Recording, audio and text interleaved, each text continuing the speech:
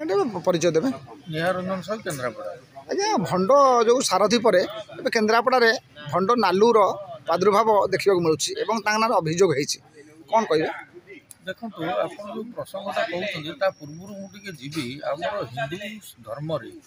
आमर गुरु शिष्यर परंपरा विभिन्न जुगर रही आसी एटा अतीतर थिला वर्तमान अच्छी भविष्य को रही जो धार्मिक बाबा माने पथभ्रष्ट होइथिबा भक्त समाज को बाट को आने से धर्मीय मार्गदर्शन करिथांती। तेणु ये जो गुरु शिष्य परंपराटा अतीत थिला एवं वर्तमान भी रही। बाबा आपण बाबा बुझिले कौन भावते बाबा क्या कह जाए बाबा होउचंती जने धर्म प्रवर्तक से एक निर्दिष्ट धर्म को धरी से तांकर भक्त मान को मार्गदर्शन करती एक सुस्थ समाज गढ़ापी एवं सुस्थ समाज बचापी किंतु तार अर्थ नुहे वर्तमान धार्मिक वातावरण ना किसी विभिन्न लोक मुकार ना नेबिनी से आसी से जो दिग्भ्रांत कराउछंती विभ्रांत कराउछंती। तेणु ये गोटे वर्तमान जो परिस्थिति आसी आमर धार्मिक वातावरण प्रति लोक मानकर गोटे अविश्वास भाव आसबार लगी। तेणु ये भली धरणर किछि लोक रही जो माने कि विभिन्न प्रकार हबु विद्या माध्यम से कहते तुम कोठा करदेबू तुम विभिन्न बागर करदेबू पिला छुआ मानकर होनी क्या धन पड़ाई देदेबू एगुड़िक प्रकृत बाबा मानकर कार्य नुहे से कार्य रोचे जो मैंने असुविधा अच्छी से किभली सुविधाजनक स्थिति को आसीपारे से धर्मीय मार्गदर्शन करवा बाबा माने कहीं अनीतिकर कार्य लिप्त रोचंती ना सेटा जो माने जो बाबा माने अनीतिकर कार्य लिप्त रोचंती से प्रथम कथा से धार्मिक दृष्टिकोण बाबा कि माता पदवाच्य नुहे आम किसी लोक अच्छा निर्दिष्ट लोक जो माने कि एभली असुस्थ वातावरण समाज सृष्टि करुँच जहाद्वारा प्रकृत धर्मावलंबी बाबा माता माने जो माने कि निजर उत्सर्गीकृत मनोभाव समाज को सठिक मार्गदर्शन दौते से भी असुविधा गोटे अभियोग आसूसी बड़ अभियोग जे कि जो बाबा माने अच्छी कि माता माने अच्छी आउ जो केलंकारी संपृक्ति रही से बहुप्रसाद अट्टालिकार रोचंती एसी रूम रे शुअंती एवं से विभिन्न अयस ऐश्वर्य उपभोग करती विलास बेसन जीवन यापन करती विभिन्न प्रकार आहरी अभियोग आसूची आप से कौन कहे नहीं नहीं सेटा जो आप कहते आमर बाबा माता मान विशेषकर भक्त माने तांकर विश्वास रही विश्वास जन्मी बाबा माता को से दान दक्षिणा दे था किंतु तार अर्थ नुहे आम अर्थ लुट करवा बड़ बड़ कोठाघर करवा बड़ बड़ गाड़ी चढ़ा एवं लोक मान मनरे गोटे ईर्षणीय मनोभाव को उद्रेक करवा यहीटा ठीक नुहे। किंतु बाबा कम कौन बाबा कहीं बाबा कम है धर्म सहित जोड़ी रहा लोक धार्मिक चिंताधारा सहित बांधि रखा सब अनैतिक कार्य लिप्त रोचंती से कौन दंड पाइबा उचित कि शुणु ये आमर जो बाबा माता कथा कहते खाली हिंदू धर्म नुह विभिन्न धर्मर एभली आमर कलुषित मनोभाव संपन्न व्यक्ति मानकर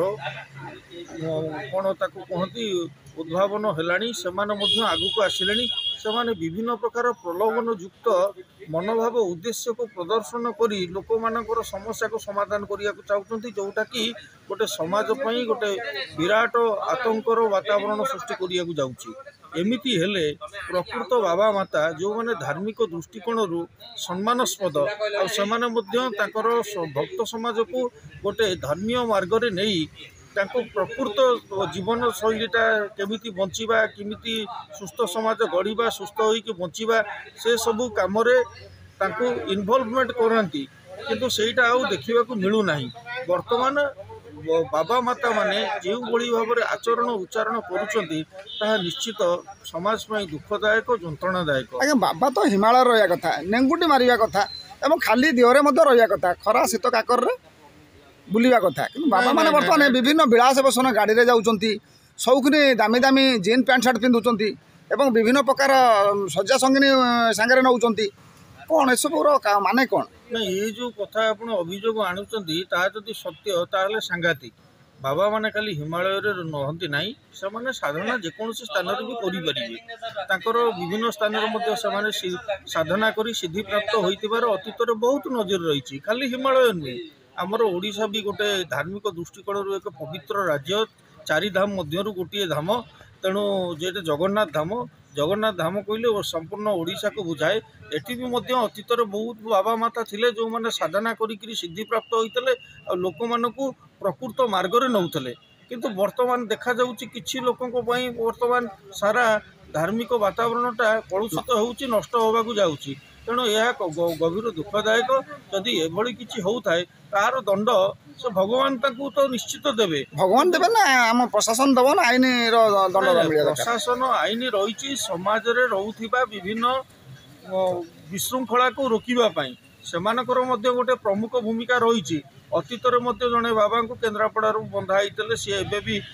माने जमीन रे शर्तमूलक जमीन रे बाहर अच्छा सी किंतु ताकू आईन कौन दंड दब न दब ता कोर्ट रे विचाराधीन रही किंतु मो कहवा कथा आईन कानून व्यवस्था गोटे कथा आ धार्मिक वातावरण उपर आस्था रखुवा लोक मानकर विश्वास आउ गोटे कथा